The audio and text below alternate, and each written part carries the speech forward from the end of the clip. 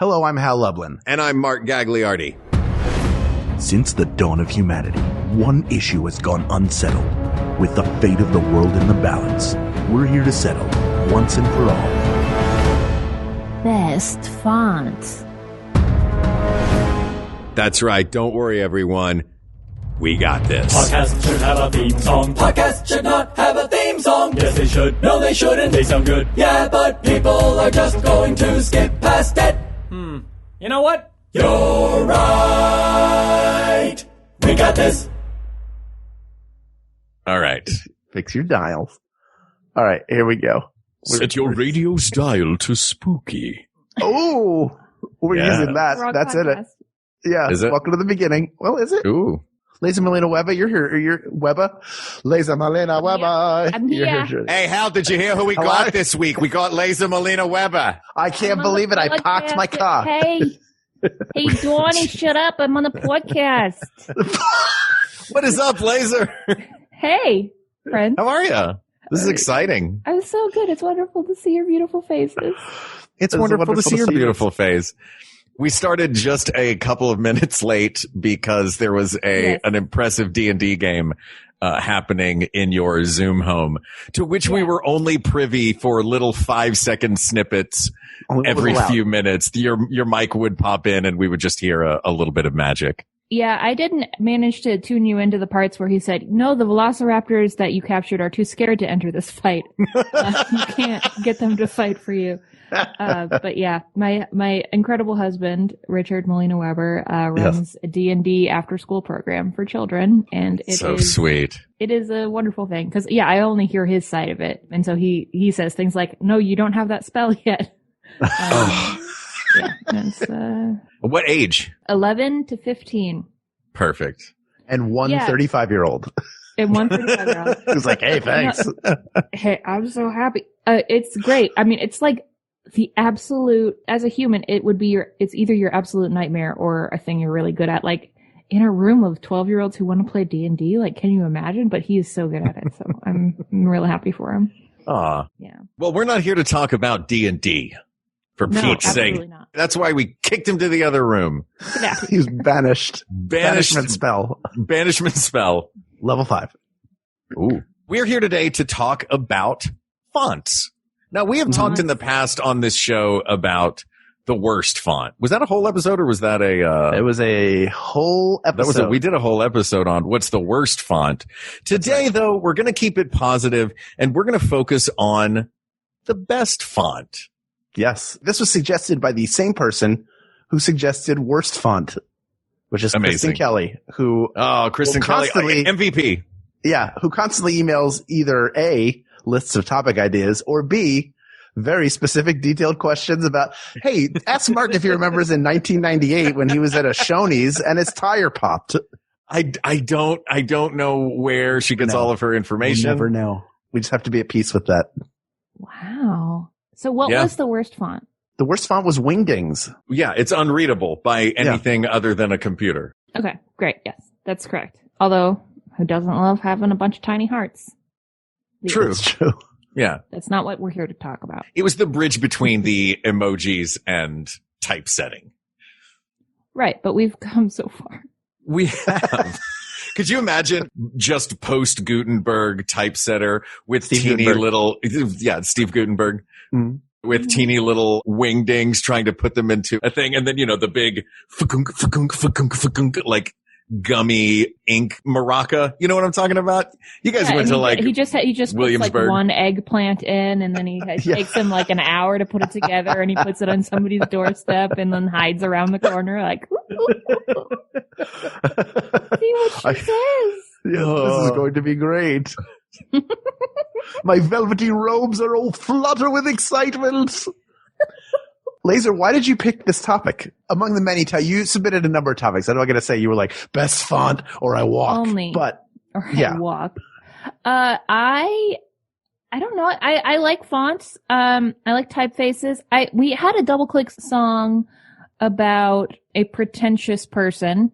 that was kind of based on somebody I dated who wouldn't say font, would only say typeface. And that was the lyric of the song. You won't say font because you always say typeface. And since then, I actually really liked that person and still do. But I think that that's funny. Just the idea that there's like a thing to correct people about. I love that. Sure. And then I don't know. I think about fonts a lot because I like do video editing. I write a lot of documents. And as I do that, I find myself having strong preferences. What are your go-tos? Well, when I'm like, for example, if I'm in a Google Doc, which I am frequently, and I'm typing up back in the before times when I'd make a very long Google Doc about our tour plans, I would immediately change away from Calibri, which is my least favorite font. That's the default font inside a Google document. I'd change it to Oswald. If you're not familiar. I don't know Oswald. It's a very sexy, it's a sans serif, but it's a little bit more compact. It's a little bold, and it just makes things like fun. It's just like, ooh, this isn't even like something you type. It's just something you like read, you know? Oh, I love it. Oh, yeah. I like Oswald. It's very thin. It feels a little like, I like that, like a condensed. It's sexy. It is sexy. It's sexy. It looks a little like a Futura condensed to me. Yeah. What I'm doing as we describe different fonts that are available specifically within Google Docs. I'm taking our spreadsheet, which is the We Got This Episode Tracker, which is a private, this is a staff only spreadsheet, and I'm changing the font so that I can see what it looks like. My go-to, I hate Calibri as well. There's something that feels very weird. I look at it, I'm like, no, I can't explain what I don't like about it, but I love Arial because it's very clean. It's got like good lines. It's pleasing to look at, uppercase and lowercase. But this, switching to Oswald, Oswald's nice. Pure joy. And it has like a deco feel to it. It feels like 1930s or 40s. It has that kind of feel to it, which I really kind of dig that aesthetic. Yeah, it makes you feel not like it's finished. It makes the document feel less like, I feel like Calibri is just like, we're all just slopping something together, and you put it in Oswald and you're like, right, I'm about to take an important adventure and I have a dossier here. When you, growing up writing papers, would you ever go with a fun font, or did you keep it pretty? It's because like I would get in trouble because I'd do papers and I'd be like, hey man, my computer has American typewriter as a choice, which does not look like an American typewriter did it, so much as a chyron that would have the sound of a typewriter behind it in a movie as it one letter at a time wrote out the word. You and I are the same. I love American typewriter. I love me some typewriter.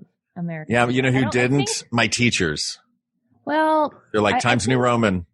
I think that my school also, they were very much like, there's a specific font. I think there were a lot of youths who were using different fonts to have to write to shorten their word requirements and their page requirements on their right. Oh, yeah. Right. Yeah, if you used a copperplate Gothic logic to write a paper, you can write a 3-page paper that is as long as a Hallmark card. Yeah, it's good stuff. I want to break this down because there's so many great fonts to choose from. There's a fun history to a lot of them. And that history sort of becomes an interesting way, I think, to break down these fonts or typefaces, as your ex would get onto us about Shout saying. Out. You know who you are. Right. Though I did in my studies find that people can get, they're pretty serious about that. And I found that the difference is the typefaces, what the letters look like. The font is the combination of the typeface, the weight, and the size. So like Times New Roman is a typeface, but Times New Roman bold 12 is a font. See, this is important. This is the important stuff. All my papers were Times New Roman, I think, because it felt like the Microsoft Word or Corel Word Perfect. I was a Word Perfect guy. I was like, this will be around forever.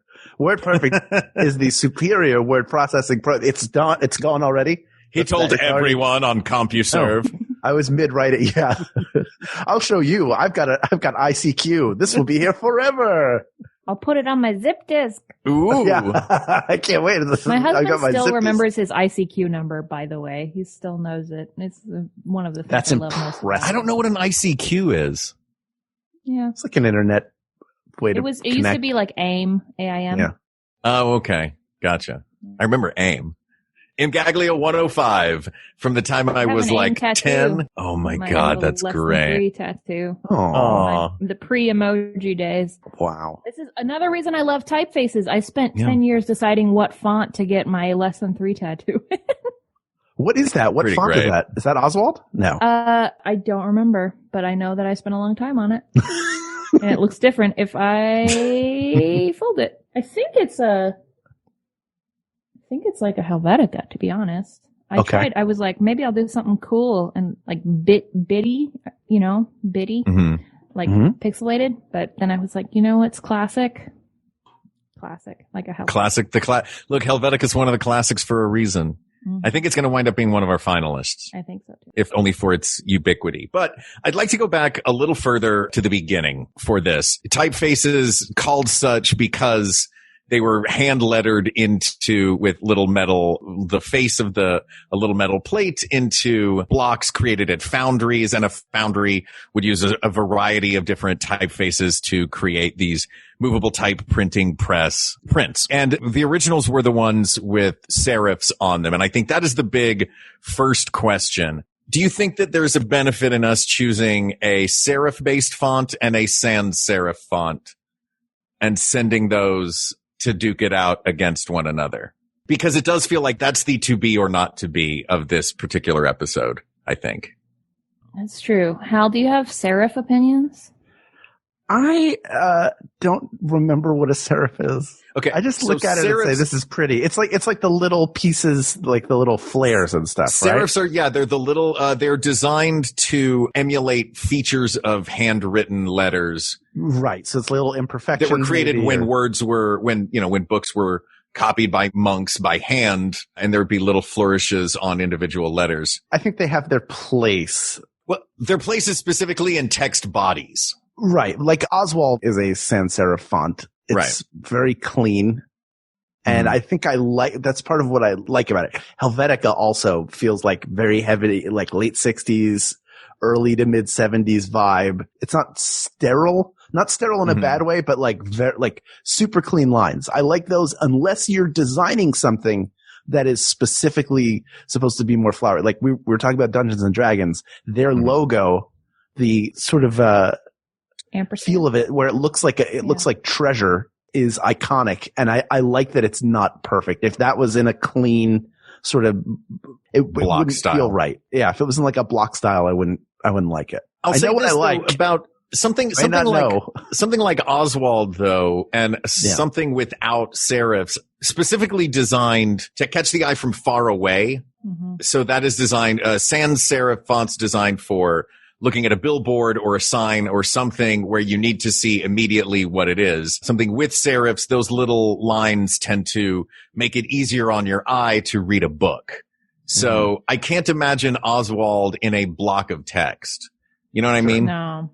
I guess in a question we have to ask ourselves in this is, are we thinking for massive quantities of text? Or are we thinking for like something fun to look at that is, or the most versatile, or what are we looking for? Are we looking for the prettiest font? Are we looking for something the most useful? Are we looking for something we would see on a sign, like a Garamond or a Bodoni or some sort of transitional era or modern era serif font that you would read? Like one of them, I don't remember which one it is. I think it was Bodoni, is all of Penguin Classics. Like that whole printing press uses just this. You know what I mean? Mm-hmm. I mean, I guess that depends on whether we think words are meant to be read or to be looked at and admired. Oh, interesting. Yeah. No, that makes perfect sense for purposes of this. I guess when you're thinking of fonts, because I mean, Helvetica is a serif font, right? But no serifs in Helvetica. Really? No, yeah. Helvetica is sans serif. Yeah. Super. Yeah. Really? It's like super clean. There are like little babies. Tail. Okay, so it has to go out. There's little flourishes. It's got the flourish on the A, on the lowercase a. It's got the double decker lowercase g, I think. Or is it a single? It doesn't. It's a single decker lowercase g. Yeah, it's not Okay, I see. It's not double loops. Yeah. The idea behind Helvetica was that it was so easy on the eye. Okay. Like you didn't even need the serifs for it to be in a block of text. Oh, and for it to be anything. Exactly. It's beautiful enough and it's unobtrusive enough that your focus is not on the letters. It's like, could you imagine reading a book in papyrus? No, that'd be super distracting. I'd rather die. Don't you think there's like like Helvetica is really nice? Franklin Gothic is the version that looks a lot like Helvetica, but it has like the double loop G. So the G looks a little bit fancier. That to me is like a good compromise between a serif font and a sans serif, where it's like Helvetica is very meat and potatoes. Like it's clean. Here, you know what every letter is. You could easily write it out. Like that's exactly how I write a G. I don't do my G's like Franklin Gothic, where it's like a loop and then goes down and there's another cool loop. I wish I did. My handwriting I had bad handwriting as a child and a teenager, and then typing became more and more prevalent.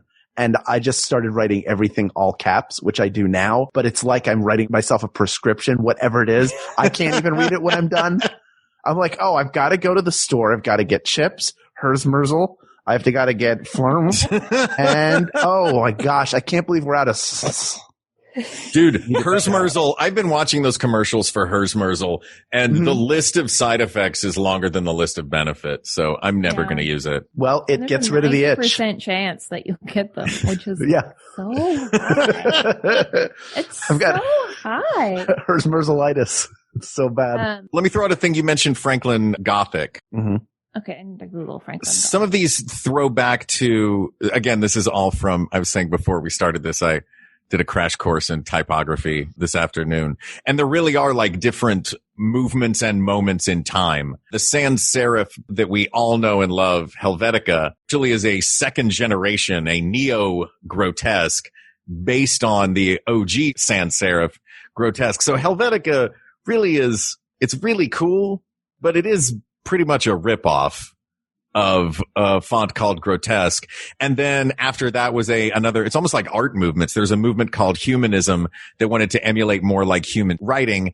And that was where you got more flourishes within so no serifs, but still flourishes. That's where you got the double-decker G. Yeah. Like Optima, Verdana. Right. Tahoma. And some things being on off-kilter axes instead of completely vertical. Like you think of Times New Roman and how vertical it is. But then you look at old-style ones like Antiqua and Baskerville, which is an older one. Not quite old style. But anyway, but they have like where they're on almost like an angle, like the O's and any of the rounded pieces. I want to throw out a personal favorite of mine that has a bonkers Comic story Sans. that I would love to see go into whatever finals we have. Comic Sans. Okay. Go ahead. Comic Sans. Oh. No, Futura. Oh, sure. I love Do you know the story of Futura? Tell us the story. I will tell you the story of Futura. In Germany in the 1920s, it was invented as a geometric modernist font. You'll notice in Futura, all of the O's are perfect circles. The V's are like sharp blades. Everything is so specific and clean. That's the whole point of it, is it's geometrically clean. Was this guy, Paul Renner?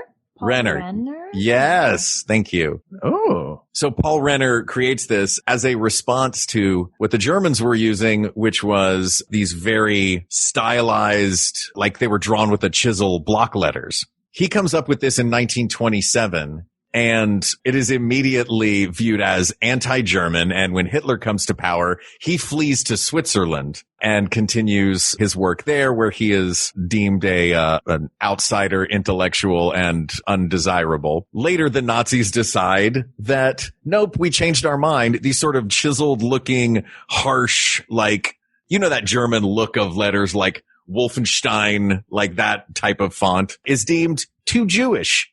So then the Nazis start using Futura. But by this time, Futura had spread all around the world. Because it was such an easy to read font, it became the font that was used by scientists and ultimately wound up being the font that is on the moon. Whoa. It's the one that landed with Apollo. More important than that, Mark? Uh-huh.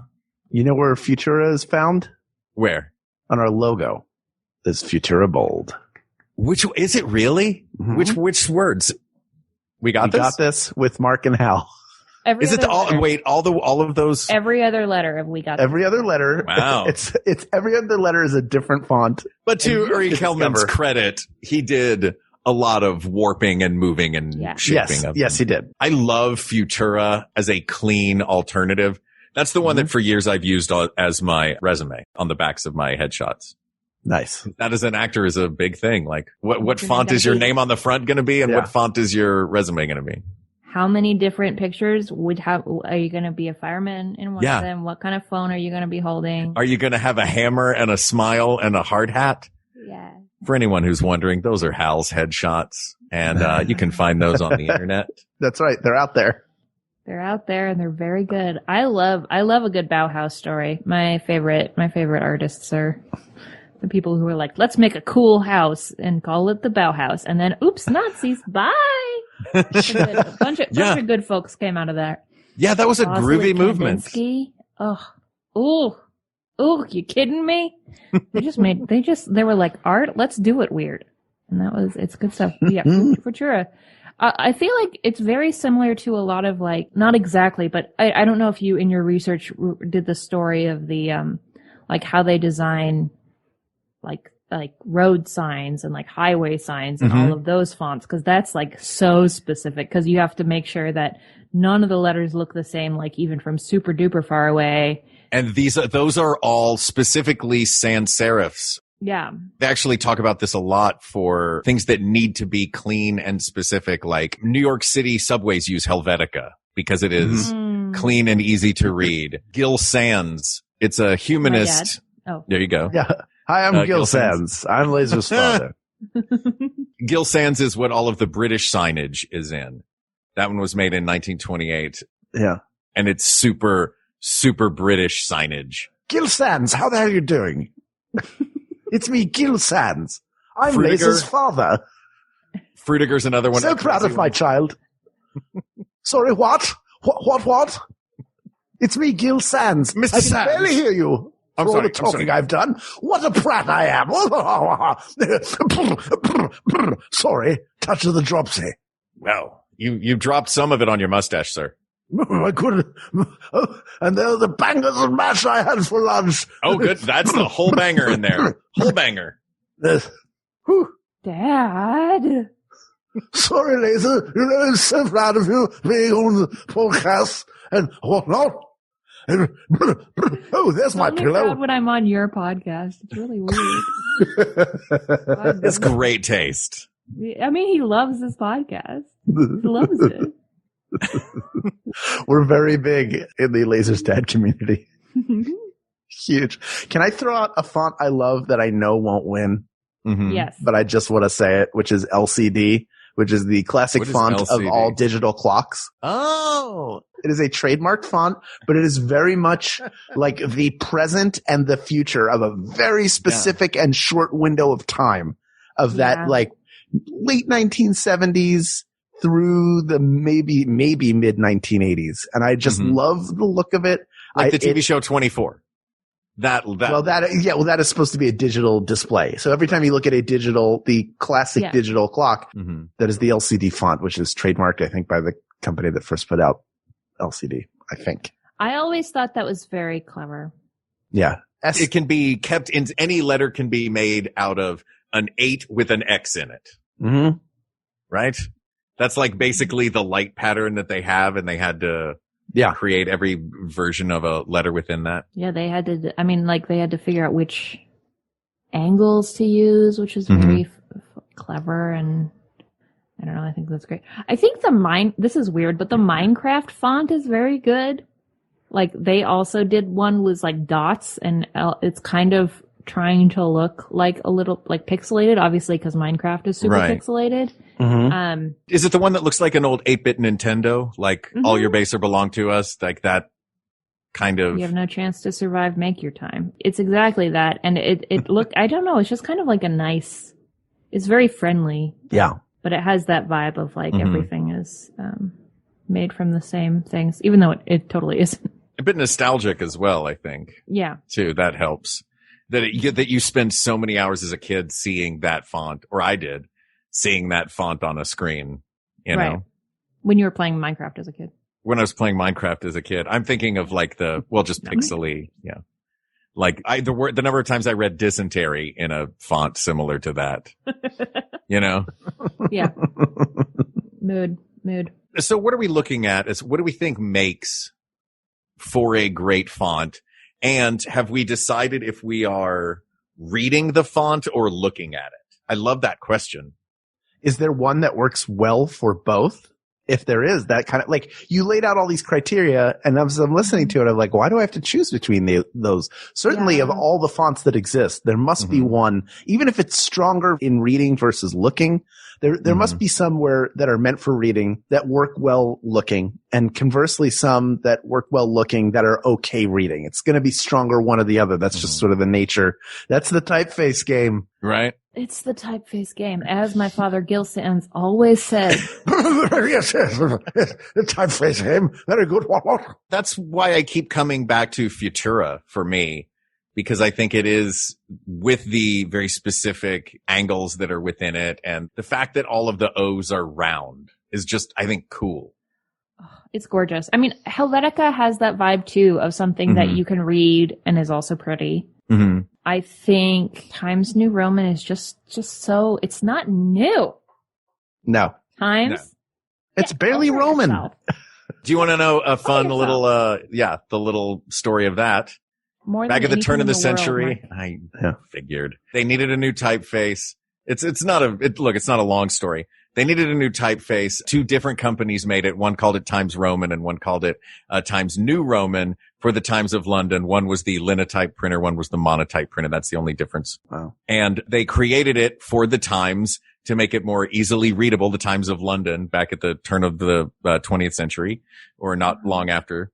And one of the only places where you cannot find Times New Roman is in the pages of the London Times or the Times of London, because they, through the years, have gotten away from it. Yes. Everything is in papyrus except the comics pages, which are, of course, in Comic Sans. Yeah. It is a bad newspaper. It's really it's bad. a terrible newspaper. It's not even really stories anymore. There's a coupon. It's just one big coupon that says, go to the internet. It's not, you can't even cash it in for internet service, but they make it look like a coupon with the dotted lines and everything. That's very good. I know this isn't a worst font thing, but an old friend of mine used to have a joke that papyrus as a font was in itself a disclaimer that anything written in papyrus didn't have to be true, which is why it was used on so many like new age health products and stuff. It's that's so good. Guaranteed to make your life better. Papyrus yeah. It tells you how much things cost at this spa, though. Yeah. But is it really going to How much is a much? hot rock treatment? Yeah. I don't know. They could print anything. Yeah, was there a font better designed for the word microdermabrasion than papyrus. Did you talk about Courier in your bad font times or your good font? I mean, Courier is a font that has a function for sure. Yes. What? Say more. Well, because it's a even width font, right? Right. I was going to say, because I was going to say, as a musician, I imagine you enjoy a fixed width font. I mean, it has its place. Yeah. I mean, y'all are actors. You spend a lot of time with fixed width fonts. Sure. Your day-to-days, but they're gross. They're not like that fun to like write in or read, I think, but they make you feel like you're doing a real script. Feels official. Yeah. It feels purely functional, though. You know what I mean? Like, I don't know that anybody's done like a fun fixed width font. I don't know. But I do love, as a person who uses, guitar tabs, if you have a non-fixed width font, sure, it's impossible to read tablature. So it's definitely a place for them. And really, what Courier is like a recreation of what it looks like when a typewriter types things, which American typewriter does in a more interesting way. Yeah. It looks better. Yeah, because it's more interesting. Yeah, this is the Courier. Courier's a worker bee. Yeah. Courier's just a worker bee. It's just like it's getting the job done. I can read the script really well. It all lays out right, and it's not hard to follow at all. Speaking of functional fixed width things, I bought a typewriter not long ago at an estate sale just because it was this cool old typewriter and it worked, and the ribbon, like I put a new ribbon in it, and it's a proper functioning typewriter. But it does not have a number 1 on the numbers. When you go, it starts at 2 and goes to 0. Is it missing the key, or was it like a choice? Like, there will be no number 1 at our typewriter company.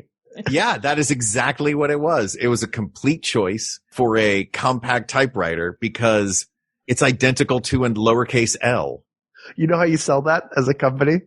You show it to them and they go, "Where's number 1?" And you go, "You're looking at it." Boo. How many should I put you down for? 30?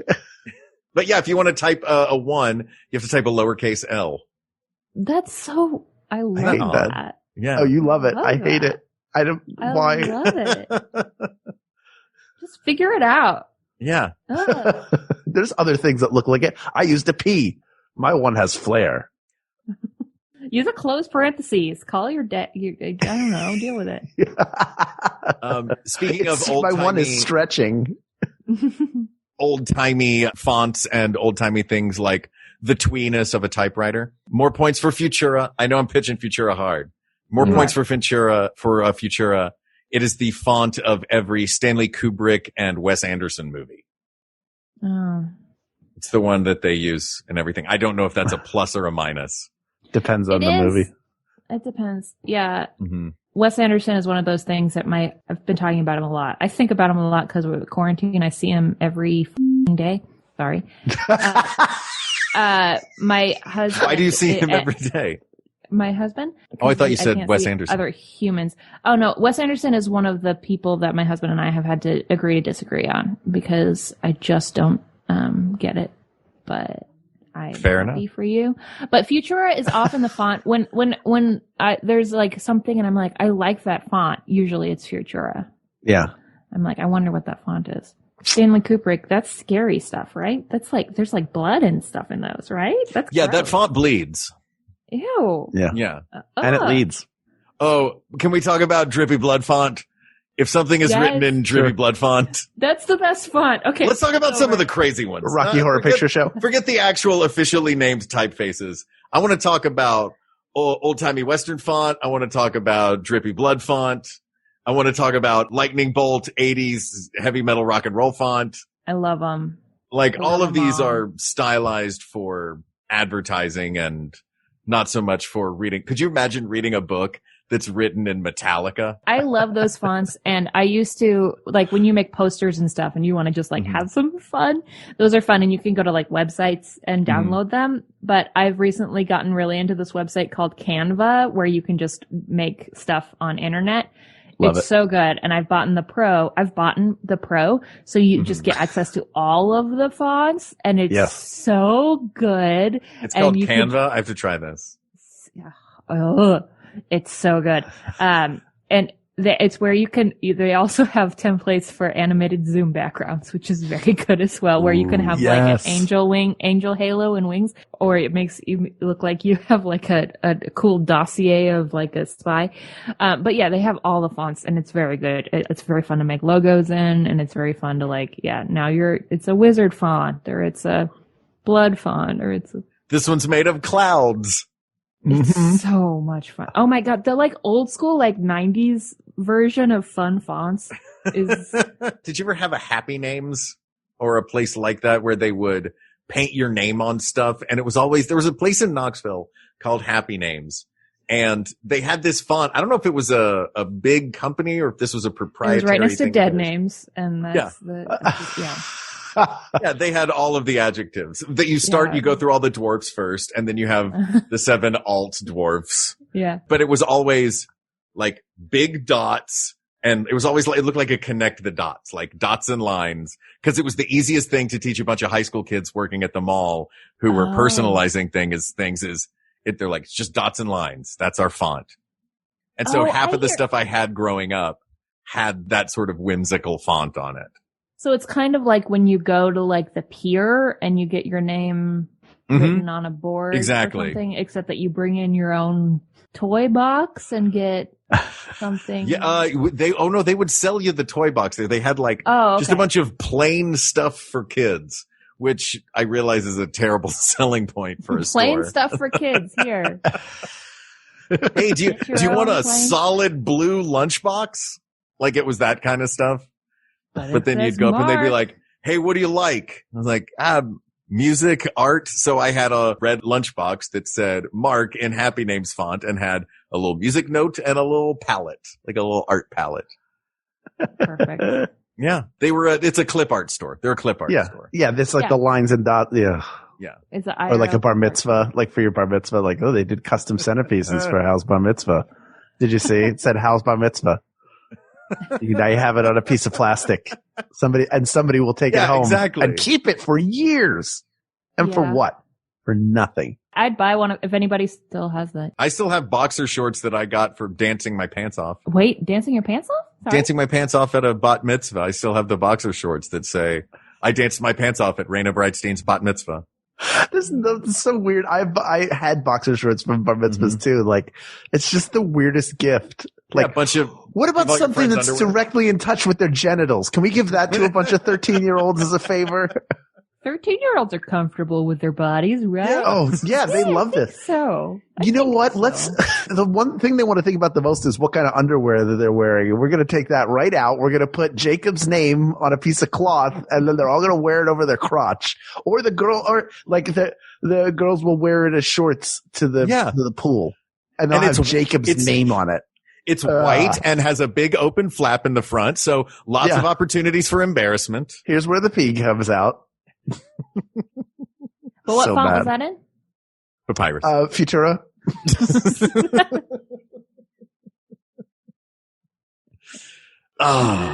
Incredible. So did y'all get the chart that I sent you? That is the which is fantastic. D&D alignment chart.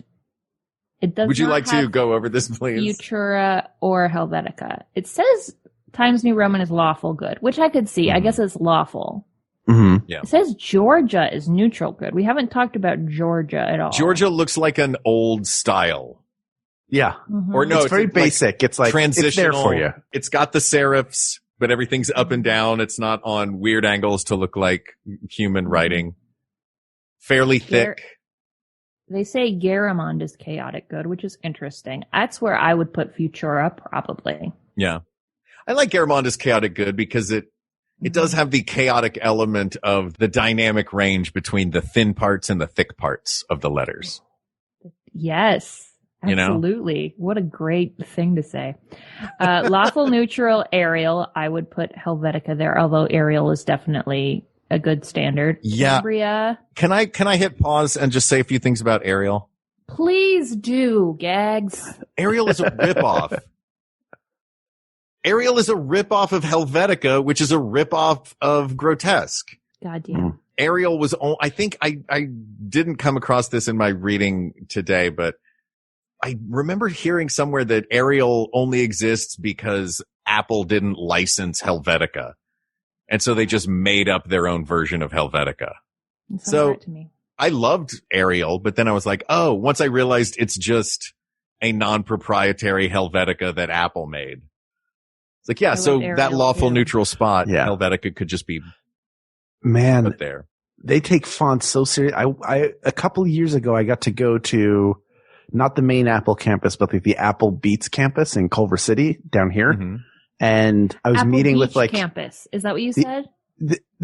Beats. It was like, it used to be the Beats. It used to be like a Beats campus, but Apple had purchased Beats at the time. It was like shortly thereafter. Like Beats by Dre? Yeah, Beats by Dre, because they purchased Beats. So it used to be the Beats office, and then now it had become an Apple office. So I went there to meet with like the head of Apple Podcasts, like one of the big people there, just sort of talk about it. And they have monitors up everywhere with like, here's stuff that's going on. And they were like, the newest font is here. And then I looked at it. I was like, yeah, I feel like I've seen that before. I didn't want to say anything, but it's such a big deal. It was such a big deal. That feels like a thing though with these fonts. Some people are going to listen to this podcast and they're going to agree that they are a big deal and that we're not taking it seriously. But like, there's such minutia. Too bad. You know what I mean? Like, I went online and I saw 2 epic legendary fonts, and there's big fights between these two fonts over which one's right. Is it Dido or is it this other one? And I was like, well, what is the difference between them? And they literally could only point out, I think, 6 differences. One of them was the capital G has a little tail on it. And these are like the only differences between these. There's such minutia that goes into these. I love it. I love specific stuff. I love time. Yeah. I had a good joke about how I used to love Ariel, and that's how I knew I was bisexual. We can move on. Cambria is true neutral. That's fine. Cambria's the one that you initially said you hate, right? No, Calibri's the one I hate. Calibri. Which is the next one on this. It's chaotic neutral, which I disagree. Yeah, I mean. Yeah, it looks like an unhealthy Ariel. I hate it. Yeah, Calibri is... Like, there's something wrong here. Like, this is spaced a little too far apart, and that's what it was. That's what I think it is for me. It's too far apart. I think it's just too easy to read. Yeah, it makes whatever you're saying not flourishing enough. Like, y'all know I like a little panache. Calibri is panache free. Yeah. It is sans. It's not sans serif. It is sans anything. Yeah, just give me something. Right. And then I know we're not talking negative, but this says lawful evil is courier, which I love, like a lawful evil. I just like imagining that, like going to hell and there being a demon who's like everything has to be the same width. And then neutral evil, Comic Sans, sure, absolutely. And then papyrus, chaotic evil. Again, makes perfect sense. Papyrus. I mean, listen, it wouldn't, before it was completely overused by every single person's aunt. Like, it was fine, but it's gone so far. And in the end, it doesn't even matter. It does have also a fun origin story. It's just being used incorrectly. Yeah, Papyrus was a side project for a dude in the early 80s who was working in graphic design and decided he wanted to create a font based on the question, what would the Bible look like if it was written in its time, but in English? Oh, cool. So Papyrus is designed to look like ancient text, but written with romantic characters, I guess. Well, in light of that, let me be the first to say that person failed horrifically at their goal. And hey, that's okay. Sometimes it's the attempt. There is honor in the attempt. And I think that means that every Bible from now on should be printed in papyrus. That's absolutely. You should. Get to work, Gideons. Get to work. So wide. It's so wide. They would have to make the paper even thinner. We have to burn every Bible. Or the book even bigger. Could you imagine reading an entire book written in the Star Wars font? By which I mean the logo, not the scroll. Not the scroll. I would read the entire Bible in yellow scroll form. Book. Yeah. That would be an amazing book. Or if you could do it like that. Somebody could just open up a Bible, tilt it, and then slowly pull it away from you. But that. I think in the Star Wars versus Star Trek debate, the Star Trek logo would make a better book font than the Star Wars logo.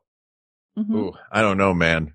If you use that TNG font, you'd use a lot of ink printing. Well, that one's too much. I mean, like the original or the motion picture, like that right. Star Trek. The original Star Trek is even a little bit different, but the motion pictures like Star Trek, the motion picture, Wrath of Khan, the original 6. Let's call it. You know what's unrelated but really great? Have you ever watched those videos of people like painting, but they're like painting like a font that has like straight lines? Mm-hmm. It's so pretty. Yes. That sounds like a good go to bed to it kind of thing. Mm-hmm.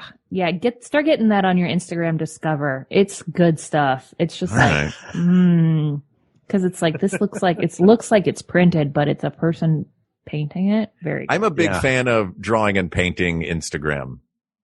Yeah. Like friends who are illustrators who will do like the super sped up drawing a thing, or there's just a couple of strokes of me putting the finishing touches on a cool painting. Like that is such zen for me. I love it. I spend a lot of time on art TikTok. Not as much time as I spend on food TikTok. I love watching people make and taste food is the absolute best. And then the third is organization TikTok, where they're like, look, at all these bins you can get for your refrigerator, and then everything is put away and clean. Not like this cart behind me, which was a desperate attempt to have more storage for the mixer and the Instant Pot and the slow cooker, but which has become the snack station. It's crafty. It's got all the stuff I'm going to cook for Thanksgiving is there. Like I've started to assemble, like it's a whole. Hal, your bookshelf has more fruit snacks than books on it. And that's by design, That sounds Mark. like a very specific insult. And I Yeah, it really is. call me out. Well, yeah. Well, your bookshelf has more fruit snacks. I'm looking and there's like a dozen. Is that just the cookbook section? Or is that? They're all cookbooks. Those are all cookbooks. Oh, okay. That's a little I didn't know if this was like. It's for the cookbooks. I see books and I'm like, okay, so these are Hal's books. Yeah. And then next to Hal's books, which is, a shelf wide, here is a giant case of Welch's. I did not realize that was specifically the cookbooks. Yes. And then a bunch of... Was that a fruit snacks jingle? Sorry, no, that was Hal's books in the middle of fruit snacks. Hal's books. That is so much better than I could have imagined it would be when I asked. That's a song I wrote a while ago. It's really good. Yeah. I'm still waiting on that first royalties check you said you were going to send. Yep. You going to get more Welch's? Just so wait. It's really big on TikTok right now. It's huge. A lot of people are using that. On Jingle TikTok. On Jingle TikTok. That and Jason Derulo singing Savage Love. Those are the top two sounds that people are using. All right. We got to figure out what this, we need to find a winner for this font conversation. Want to take a break first? The people want to know. Let's take a quick break. And then when we come back, why don't we each put up our MVP? We can talk about them and see if there are any that we missed. Man, Drippy Blood is going to be hard not to choose. Drippy Blood font is, I know I'm in for a really great movie. Goosebumps font is just Drippy Blood font, but green, right? It's my favorite Burke. All right, we'll be right back. Hey, you like movies? What about coming up with movie ideas over the course of an hour? Because that's what we do every week on Story Break, a writer's room podcast where three Hollywood professionals have an hour to come up with a pitch for a movie or TV show based off of totally zany prompts. Like that time we reimagined Star Wars based on our phone's autocomplete. Luke Skywalker is a family man, and it's Star Wars, but it's a good idea. Okay, how about that time we broke the story of a bunch of Disney Channel original movies based solely on the title and the poster? Okay, Sarah Hyland is a 50-foot woman. Let's just go with it, guys. Or the time we finally cracked the Adobe Photoshop feature film. Stamp tool is your Woody, and then the autofill is the new Buzz Lightyear. Join us as we have a good time imagining all the movies Hollywood is too cowardly to make. Story Break comes out every Thursday on Maximum Fun. I don't know why I'm using this voice now. Hey, I'm Janet Varney, host of the JV Club podcast. High school. Was it a time of adventure, romance, and discovery? Class of 95! We did it! Or a time of angst, disappointment, and confusion? We're all tied together by 4 years of trauma at this place, but enjoy adulthood, I guess. The truth is, it was both. So join me on the JV Club podcast, where I invite some great friends like Kristen Bell, Angela Kinsey, Oscar Nunez, Neil Patrick Harris, and Keegan-Michael Key to talk about high school, the good, the bad, and everything in between. My teenage mood swings are getting harder to manage. The JV Club. Find it on Maximum Fun. And we're back. During the break, we each decided upon one workhorse contender and one, let's say, a little flashier contender. Think of it this way. We each picked one boxer and one pro wrestler to take into the finals. So, Laser, as our guest, would you like to start? I am going to, as my workhorse, I'm gonna go ahead. I'm gonna go for it. And I know that you said it's a copycat, but it worked. And that's Helvetica. It's a good font. It's a good font. It improved on the original. You use it in games. You use it in really everywhere. It's good. I use it a lot. I don't get bored of it, and I have a good time. It's always a good time. For my fun contender, for my pro wrestler, I'm going to use, I think it is a modification of the font Metro. Okay. An intense modification. And that is the font used in the logo for Ask Jeeves. And the thing that I like about it is that it's just so tilted, you know? It's just going somewhere. It's always going somewhere. It's sliding off your screen. It's sliding, and you're gonna go, and you're gonna ask Jeeves, and the place that it's going is towards the little trademark symbol at the end of the S in Ask Jeeves. But you're it's got that Superman angle. It's got the Superman angle, for sure. And I feel like you could use it for anything, especially, I mean, like your superheroes like Jeeves or Superman. Yeah. Mm-hmm. It doesn't care whether all of the E's are the same size. And in fact, we prefer that they weren't. And that's those. And the J is all over the place as far as how it lines up with the rest. Fonts don't need to just be one thing, and neither do people. And that is my TED Talk. Thank you. Hal, you want to go next? I think my workhorse might be Helvetica also. I really like the look of it. I like how clean it is. I have two weird ones. Like, there's not much to say about it outside of what Laser has said. So I agree with Laser there. Mm-hmm. I have two fun ones. One is ITC Serif Gothic, which is the official Star Trek The Motion Picture logo font, and became the dominant font of the Star Trek films of my youth. Mm-hmm. And then the other one is the weird, like, traced but lettered within a letter block lettering that they used, I think, for the Logan's Run logo. I couldn't tell you the name of it. Letter within a letter, where it's like where it's like a big block, and then there's a line version. Yeah, and then it's like, but like the inside is hollow, like a bird's bones, and then it's the future of the 1970s. Are you talking about the Sega logo? And the Sega logo is a little bit more stylized in that they like, what if Star Wars and the Logan's Run logo had a baby? It would be the Sega logo. But bird's bones, hollow on the inside, future of the 1970s. I will give it to, like, like Scrooge's money bin. Let me jump into that font and just swim for hours. That's fair. Yeah, I do. That OG Logan's Run is really good. Well, it looks like you could ride it. Yeah, you could ride it, but like a monorail, not like a horsey. It would be a very smooth ride. No, you'd like slide along it, kind of like a Mario Kart race. Yeah, like you're gliding on the joyous luminescence of neon, because it does have a very neon look to it. Mm-hmm. Super Tron-y, I'm into that. All right, I'm down. Mark? I'm going to say, it's funny. I feel like our winner has already emerged. I think so too. Simply because, not only based on the fact that there's a 2007 independent feature film dedicated to this font, but also because both of you chose it as your workhorse. And I was debating between this for its sheer non-obtrusiveness and Futura, but I think I'm going to go with Futura just because I want to give that Bauhaus movement I gotta say, I was very close. Like, yeah. I love a Futura. I love it very much. It may not be like the most, I just can't imagine living in a world where we have to print every book in Futura. Right. It feels very 1984.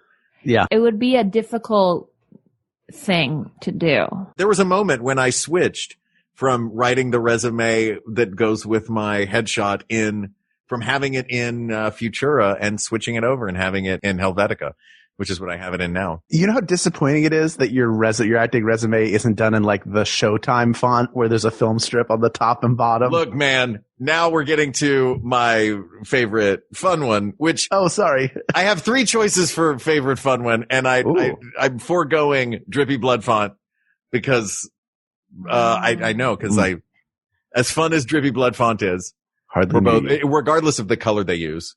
Goosebumps and Garbage Pail Kids, I don't think used red the way that horror movies in the 80s did. By the way, that's the title of my autobiography, Goosebumps and Garbage Pail Kids. I also like old-timey Western, like the saloon door, like big, tall, thick, but it is impossible to read from any distance. They're all wearing hats. All the letters are wearing hats. And I think my favorite, simply because of I think it's beautiful. I think it's silly. And I like the idea that somewhere there's an actor who is so gung-ho that they use it as the font on the front of their headshot. And that is it's made of marquee lights. Oh, yeah. Right? I love it's made of marquee lights font. Specifically the one that's not just little circles. The one that's like big, thick blocks with the negative space in the middle is the little circles. Oh yeah, the kind of Chicago font, right? Or is yeah, it exactly. Yeah. It's like the Chicago. Or the Ghirardelli sign in downtown San Diego. There's just something wonderfully steampunk about that too. Oh yeah, for sure. Yeah. So that's what I want to be my fun one. But it feels like we have landed on one that is not a surprise. That all three of us, our Venn diagrams all kind of cross over in one spot. And that is the unobtrusive yet beautiful improvement upon the 1890s grotesque, when it was created in the 1950s. Mm-hmm. But yeah, it feels like and it's the most American of fonts. That feels American like the typewriter. winner. Oh no. American typewriter. Shout out to American typewriter. But no, does everybody think it's Helvetica?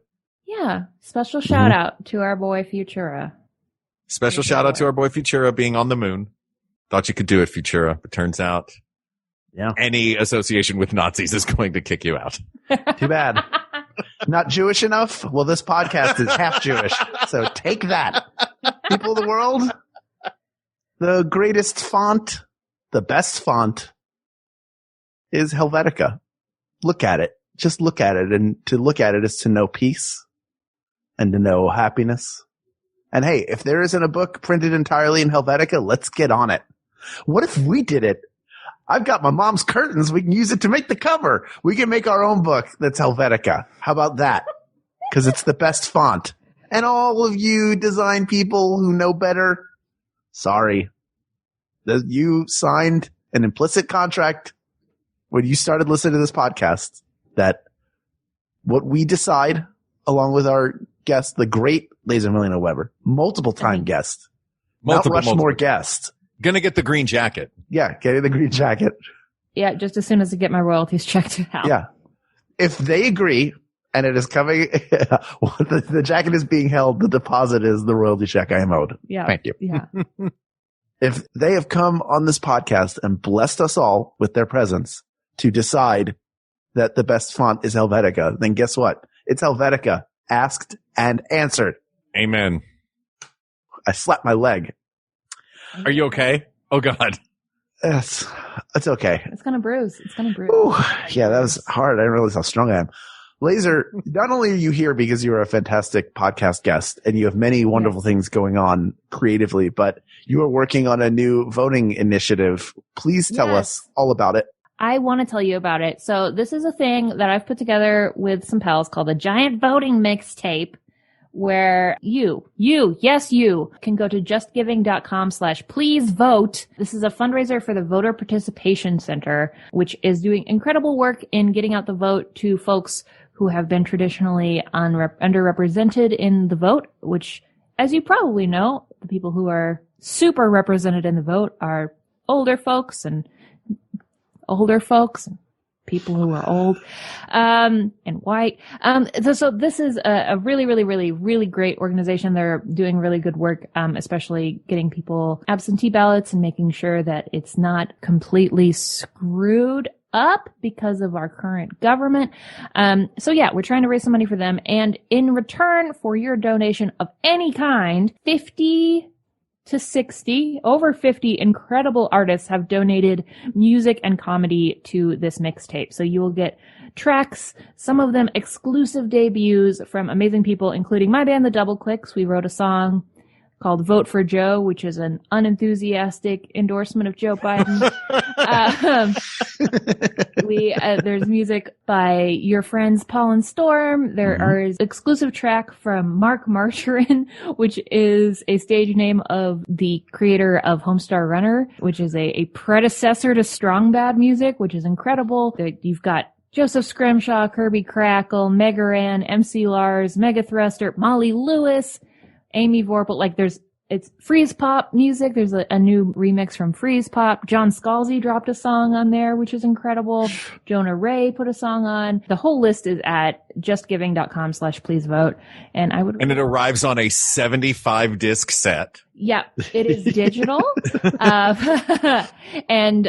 We're hoping to raise some money, and you can also find out information there about how you can register to vote and hopefully get your absentee ballot. And all deadlines are coming up. The first ones are right in the first week of October. So please try to get your ballot in, or your registration in, and try to get your absentee ballot as soon as possible and vote as early as you possibly can. Please, please, please, for the love of all that is important.